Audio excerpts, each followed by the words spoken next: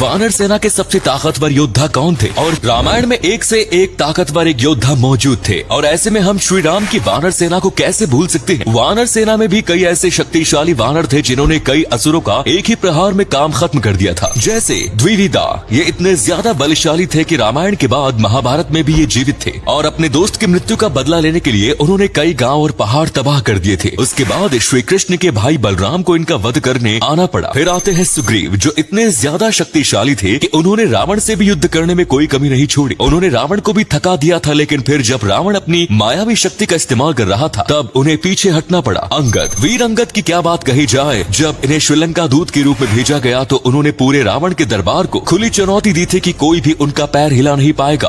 बाली, वानराज बाली बस वानरों में नहीं बल्कि पूरी रामायण के युद्ध में सबसे ताकतवर योद्धा में से एक थे। इन्होंने 6 महीने तक रावण को बंदी बनाया था और रावण का सारा गुरूर चकनाचूर कर दिया था। और पहले नंबर पर आते हैं पवन पुत्र हनुमान। हनुमान जी को खुद शक्ति का प्रतीक माना जाता है। इनके बारे में जितना कहा जाए उतना कम है। नंबर